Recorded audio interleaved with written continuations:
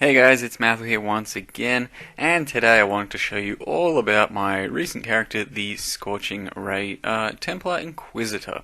So Scorching Ray is one of the new 3 skills that came out fairly recently, and it's a channeled skill. More or less you have to stand still to shoot a laser beam, and then it does burning damage. So it doesn't hit, it doesn't ignite, it doesn't do anything except for apply a damage over time burn to whatever you hit, and cast speed affects the rotation of it, so you can rotate faster the more cast speed you have.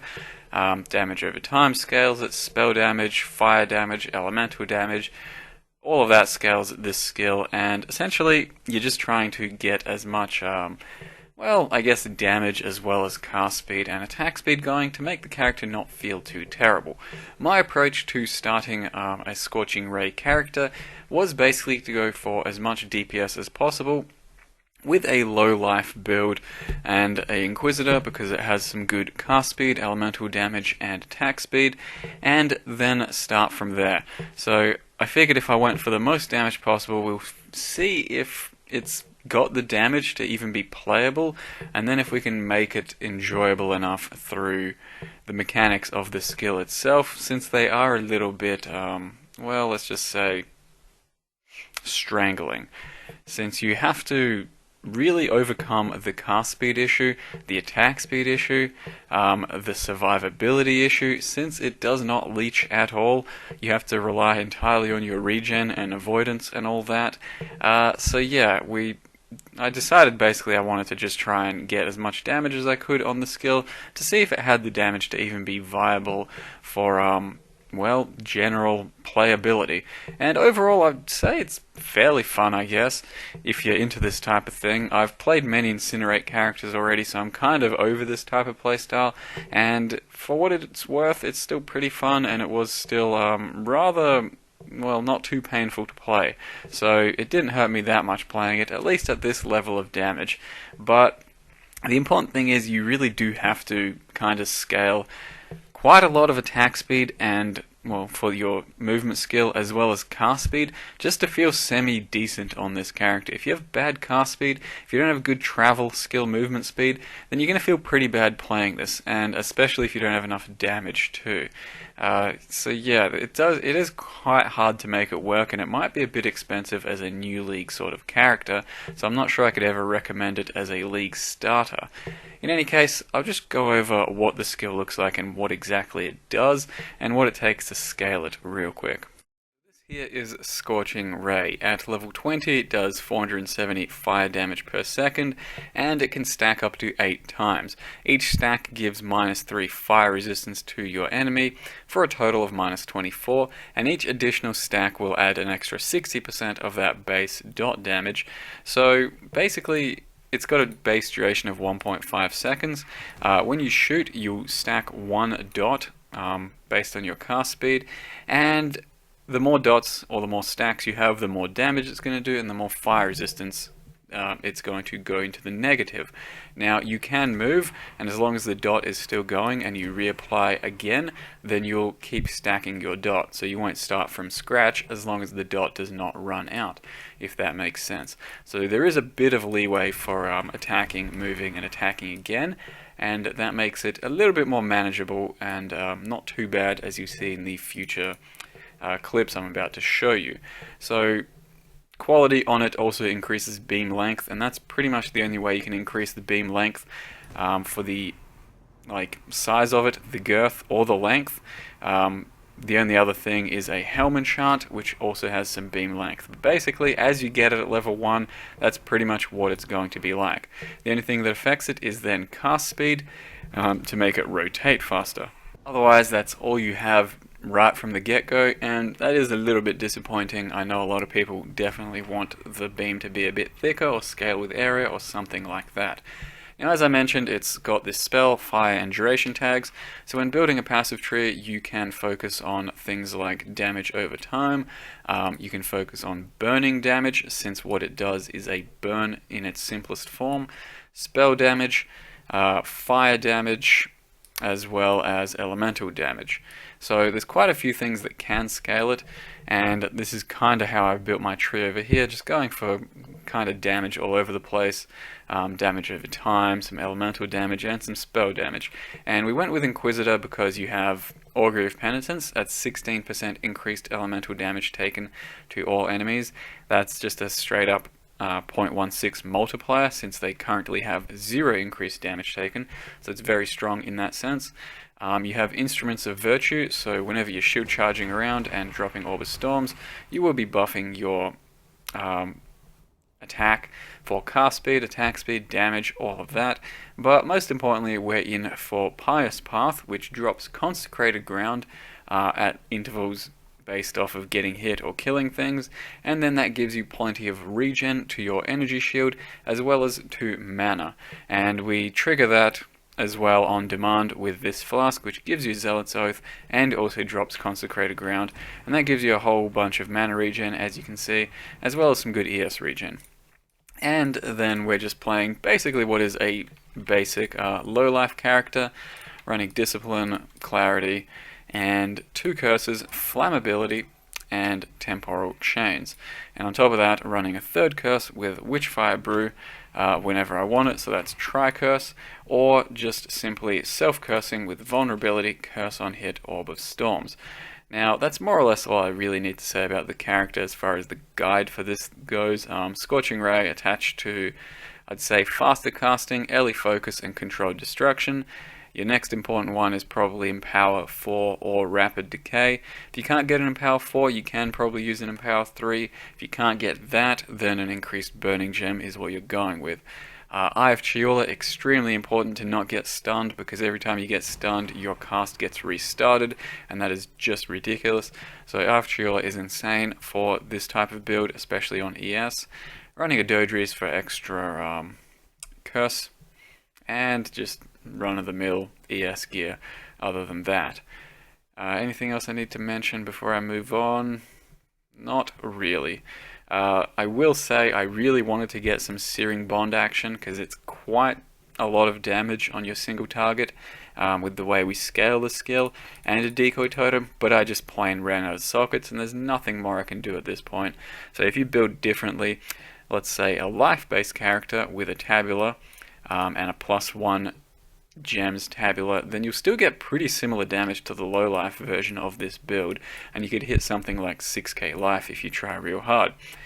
But that might free you up a few gem links to be able to do the Searing Bond and Decoy Totem action, or maybe a cast when damage taken in Mortal Call.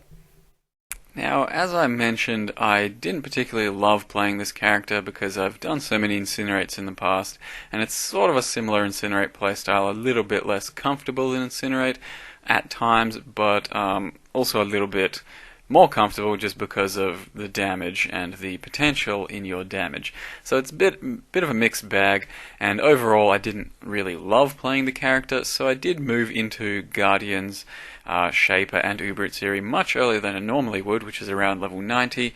For this character, I hit level 85 and decided to try all the Guardians, and on top of that, I wasn't really going to get anything in the next 5 levels that was going to change the character too much. I more or less hit my DPS potential. I could get a bit more DPS, or I could get a bit more energy shield. It didn't really matter, so I just took my business to the Guardians. And Hydra went roughly as expected, very dodgeable for everything, and the DPS was a lot better than I thought it would be. For my investment, mostly it's just the 6-link shavs and the level 4 Empower. Besides that, it's nothing too special. I'd say the DPS was actually very good. If you went, like I said, a +1 Tabula, or even just a life-based build in general, you'd probably have a more comfortable playstyle, a bit less on the effective health, but you could recover it through life flasks a lot easier. I think you'd probably have a better time. You may have a bit less DPS, and overall the cost should be much less too, because the shavs and the whole playstyle here, I'm not sure it terribly suits too well to the Scorching Ray playstyle, but it went okay for what it was, and the DPS was certainly okay. I could afford to lose a bit for some survivability or for some comfort and it wouldn't be too bad. As you can see, the Guardian damage is certainly okay. Sometimes you do get in trouble from having to stand still and face tank, especially with the Chimera, for example. He hits pretty hard, and this particular map I rolled has poison on it, so every time he's hitting me he's stacking a pretty large dot, and that's what's killing me for the most part, as well as the fact that this map is Ellie Reflect, which doesn't matter for Scorching Ray at all. It doesn't reflect any damage since there's no hit. As I mentioned, it just applies a dot from a burn damage over time. The Ellie Reflect, however, does get in the way of regenning Energy Shield because of the Orb of Storms. So that gets a little shitty at times, but still got away with every Guardian deathless except for Minotaur, because I had a fairly hard roll there and I thought I could face tank him. Turns out I can't. In any case, the DPS is more than adequate for all these Guardians, and the playstyle of starting and stopping and moving isn't too bad. It gets a little uncomfortable on mana, and it's obviously not ideal for stacking your damage, but it certainly works, and the Scorching Ray potential does exist, I dare say. When compared to something like Blight, which I don't really see anyone ever touching in its current phase or form, unless you're just trying to prove a point, Scorching Ray certainly has potential and can be played at its highest level. It might not be the greatest thing like the Blade Flurry currently is, but if you really love this type of playstyle or this skill, then you can definitely make something work around it. I didn't particularly love it, but it did do what it was supposed to, and the damage was certainly there. And Chimera was one of those challenging fights, but it's one of the harder things you're going to come across for the Scorching Ray, whereas general mapping and most other bosses die really fast, and it's not too big a deal. This was the Minotaur attempt where I thought I could face tank him, so I just popped everything I had, threw down a trap, and didn't have quite as much damage as I was expecting. The roll on the map is monster damage and 40% increased area. Long story short, you can't really face tank him too well. You more or less do have to dodge around a bit here or there, and it's not too bad when you do subscribe to that sort of playstyle against Minotaur. When he's got 40% area, it's really hard to dodge everything, including the tunnels and the digs, but otherwise, you should be able to run around a bit and apply your dot, get it stacking, and do some good damage. Now here's a few more examples of the clear speed and the playstyle. A lot of people have complained about it and said it looks kind of boring or slow. It might look kind of boring. It's fairly satisfying to play, like I said, once you get all of your cast speed and attack speed up, but it's not really slow by any means. Maybe compared to the absolute, clear speed monsters that are like cast on crit discharge, that type of stuff, it's pretty slow, but in general, it's a fairly fast skill when you have the right tools to enable it. Because for the most part, from level 70 onwards, I was happily maintaining at least 200 mil XP an hour on pretty much any map I was doing. The best maps are the wide open maps, not necessarily these straight line ones like a Gorge, though Gorge is pretty good too. But the open ones are definitely the best, as monsters come at you from all sides and you can really get your spin to win mechanic enabled and going. Essence monsters don't really stand a chance. They die almost instantly. Beyond dies pretty quickly and instantly, but it does get a little annoying since you can't leech anything towards your ES. You just have to keep fighting more and more Beyond monsters, and it gets kind of tough. This is a decent example of a Malachi, which was turboed, so he's got like extra attack and movement speed and all that. He's pretty fast, but he dies insanely quickly to the power of this Scorching Ray. If you've noticed the noob text, our damage in town got up to something like, 20k, 22k. You can go further, certainly. I only have a level 20 gem. I still have another 5 to 7 levels I could spec into damage if I really wanted to. I was more than happy with my damage at this stage, though. Certainly looks like you could hit something like 25k unbuffed, maybe more. And then buffed up, I was something like 30, 35k. Really depends on what buffs you have and what's up at the time, what you can maintain. Elemental Overload is a huge buff with your Orb of Storms. You should be maintaining that pretty much all the time. Witchfire Brew and the Zealot's Oath Flask, can't remember what it's fucking called, should also be up most of the time, and they're pretty good damage buffs as well.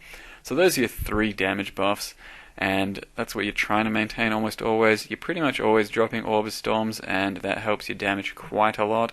As well as that, I have my Curse on Hit vulnerability there.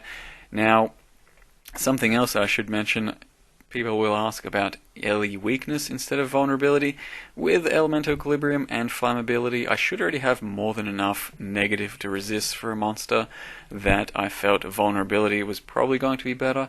But most importantly, I'm going to be using the Witchfire Flask pretty much no matter what, since it's got that 70% increased damage as well, and it's an easy use of Blasphemy basically.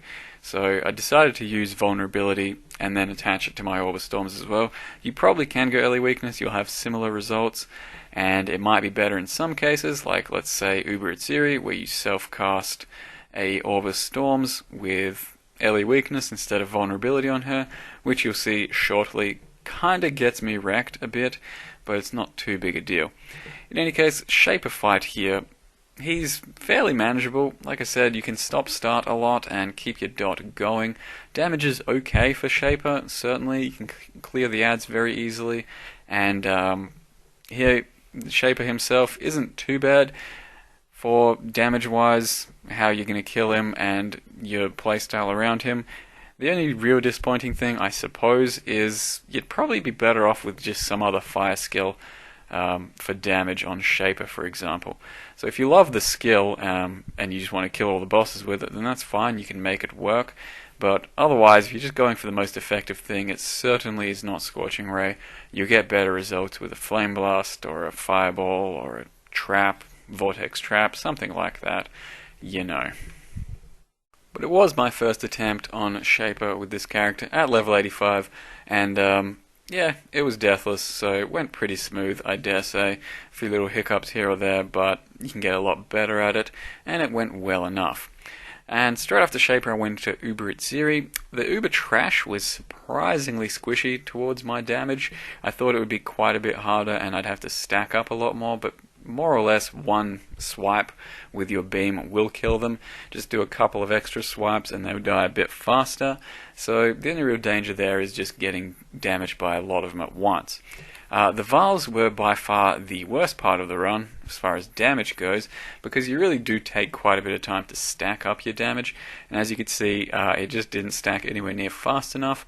It was still completely deathless. You just have to play around a bit, and then once they're both up for a decent duration, you'll get your stacks going, and he'll die, or they'll both die pretty quickly and pretty comfortably.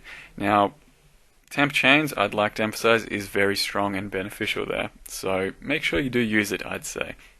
The trio was a bit of a bitch, because I don't have a custom damage taken Immortal Coil, and if she decides to rain on top of me, I'll pretty much die. There's almost nothing I can do besides preemptively move, and I didn't happen to do that. So I had a couple of deaths on the trio Rainmaker, but besides that I think we were pretty clean. Maybe just one more death on Atziri from memory. In any case, it was the first run. It can be refined to be better, it can be higher leveled and all that, but certainly viable for Uber Atziri. It wasn't that bad a run, it was pretty smooth, and I think you could definitely do it deathless, like consistently, if you do it a bit better and build it a bit stronger towards this. Almost certainly need a custom damage taken, I think, for this type of stuff. I just don't know what the fuck I'm supposed to drop to fit it in. I would love an extra 8 sockets. Atziri herself, I kind of went for the whole kill it instantly and face tank shit playstyle. Realistically, you can attack any of the ads, so you should just go for the one opposite the spear and stand away from the spear so she just never hits you, and take an extra 5 or 10 seconds killing the ad you want to by bouncing around from the flame blasts and just stacking up your dot, moving, stacking up your dot, moving. It should be really quick and really easy regardless. There I just happened to not move far enough from the flame blast. That was my bad. But like I said, you can attack the mirror ads since there is no reflected damage coming your way, so that makes your kill against these guys really flexible. You don't even need shock from the Vial Lightning Trap. More or less, I'd say just pick the ad across from across from the spear chucking ad, and you should be okay. And just a little example of the trash here coming your way. They're pretty easy to kill. just do your spin, give it a brrrr, and you'll be all good. That's it for the character though. That's my experience with Scorching Ray. I'm only going to make the one video for it, and that's probably all I'll play for it. I hope you guys enjoyed the video. If you really like Scorching Ray, you could probably try it out. I wouldn't recommend it as a league starter though. Thanks for watching, and see you guys next time.